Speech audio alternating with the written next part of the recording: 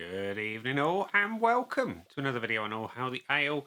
It's Sunday night, which means it's trad beer night. And the beer we're going for tonight, house from Japan. It's this one. It is Kirin Ichiban. And yeah, my wife picked this one up for me from our local Asian supermarket. And I didn't know anything about it. Don't know how much she paid for it. Probably too much, but you never know. Anyway, it says on the front of the bottle, brewed from only the first press of genuine malt for a crisp, delicious flavour in Ichiban. It does say on the neck of the bottle that Ichiban is Kirin's finest because we only use the first press, and Ichiban is Japanese for first, number one, and best. So yeah, there we go. There is a little bit of information on the bottle. This one is, although it's a Japanese lager, it is apparently brewed under license in Germany. And yeah, your ingredients are listed as water, barley malt, hops. That's it. Simple. And it's 1.7 units in the bottle for those who are interested, people like me. But yeah, never had anything from Kirin before that I'm aware of. Let's see what it's all about, shall we? So we'll get it open and we're going to pour it into my teku because we can. It's not the usual lager drinking beer glass, but don't care. It is what it is. Right, the pour is pale, but not too pale. Quite nice colour. Leave it at that. Let's have a bit of room to swirl it and have some to pour. Oh, too many bubbles on the glass. Not good. Anyway, that's your beer in a glass. It's a nice deep golden colour. Really nice golden colour actually for a lager. And it's an off-white head that's reasonably tight and compact. Looks alright. I like the colour a lot. Reminds me of the old beer sweets you used to get. Anyway, looks alright. Let's have a whiff. It smells better than last night's lager. That's for sure. It smells quite hoppy, citrusy,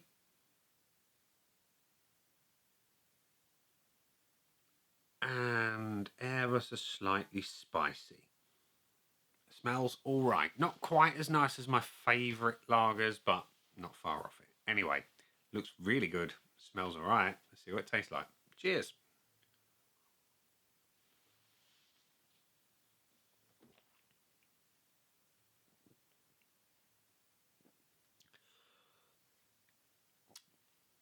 Tastes good. It does taste good. It's hoppy, as lagers go.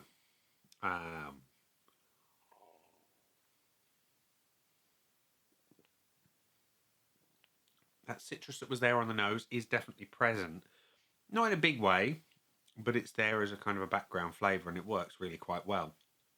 It's a clean, crisp flavour. There's no taking away from that at all. The bottle didn't lie. It is clean and crisp.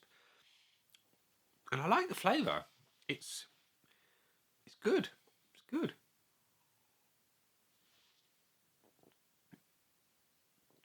It's balanced. There's just enough bitterness and sweetness that you can detect them both. But one is not fighting the other for dominance. Balance is great. Flavour is good. And the body is pretty damn good as well. Medium weight, good carbonation. It's a smooth carbonation.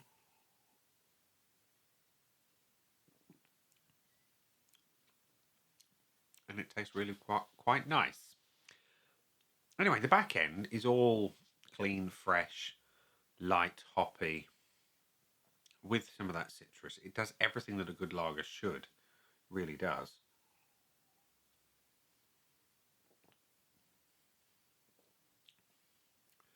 There's very little to dislike about this one. I'm going to be honest. Very little to dislike. And let's be honest, the Germans know what they're doing when it comes to brewing lager, even if it is a Japanese recipe brewed under license. The Germans know what they're doing. And clearly the creators of this recipe knew what they were doing because it's really rather good. Forgot to mention it's 5%.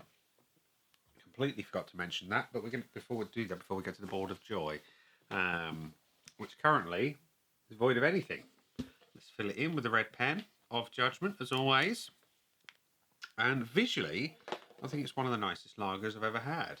It's a nice deep golden colour, right? Lovely colour. I mean, sure, the head is not the tightest, but it's a nice colour. Look at that.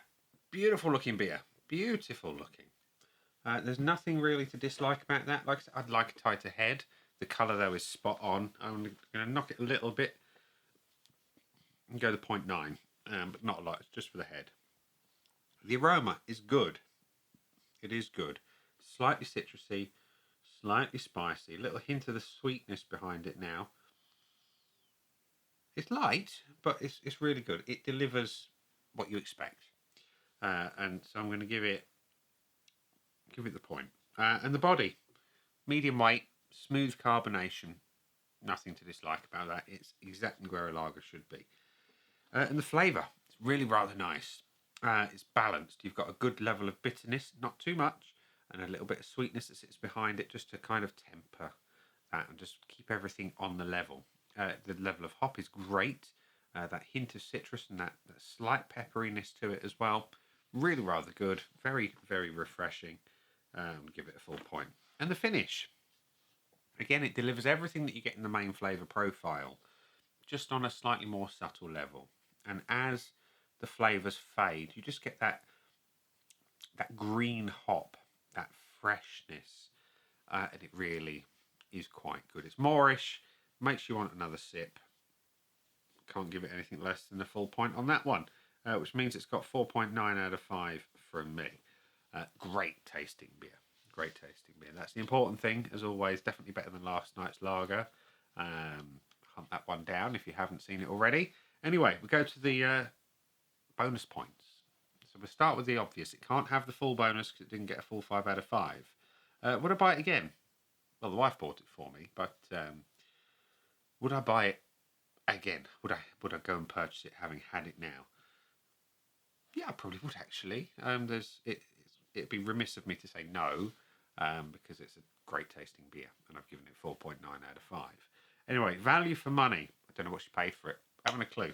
So I'm going to hedge my bets and give it a question mark on that one because I just don't know. But yes, tasty beer. So yeah, 4.9 out of 5 with one bonus for good measure and maybe a second. I'll see if I can find a price.